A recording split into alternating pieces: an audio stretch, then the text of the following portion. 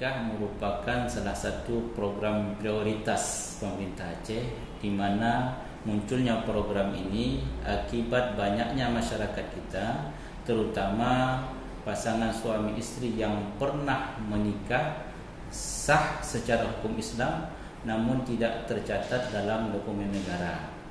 Pasangan suami istri yang kita maksudkan di sini adalah pasangan yang pernah menikah pada masa konflik dari tahun 2006 terus ke bawah, dan pasangan suami istri yang pernah menikah berstatus fakir miskin dari tahun 2009 terus ke bawah.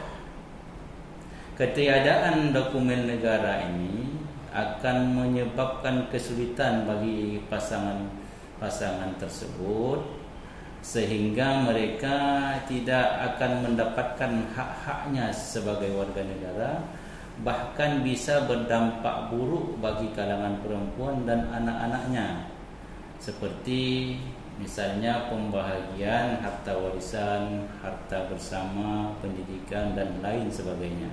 Maka langkah yang kita ambil adalah bekerjasama dengan instansi terkait seperti Dinas Syariah Islam Kabupaten Kota, Mahkamah Syariah, Kementerian Agama dan Dinas Kependudukan dan Catatan Sipil untuk menyelesaikan masalah ini. Langkah pertama adalah melakukan pendataan dan langsung melengkapi berkas-berkas yang diperlukan. Kedua, melakukan verifikasi agar dokumen tidak ada yang tertinggal dan memastikan pasangan suami istri tersebut tidak ada yang bermasalah. Ketiga, mendaftarkan ke Mahkamah Syariah, dan selanjutnya yang keempat, melakukan persidangan untuk penetapan isbat nikah dan pelayanan lainnya. Inovasinya kami pikir adalah kegiatan ini dapat dilakukan satu hari yang kita namakan dengan one day service, pelayanan satu hari.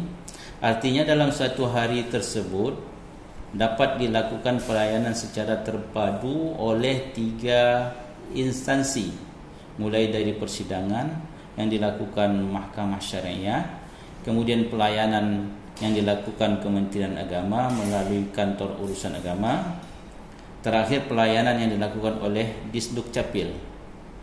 Kalau pengurusan ini kita serahkan sendiri kepada pasangan tersebut, artinya diurus sendiri, barangkali membutuhkan waktu yang panjang.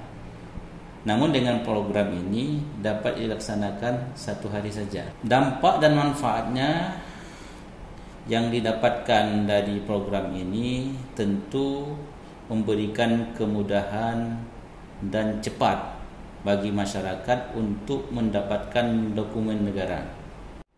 Karena dalam satu hari pasangan suami istri langsung bisa mendapatkan dokumen putusan penetapan pernikahan dari Mahkamah Syariah, kemudian mendapatkan buku nikah dan akte kelahiran.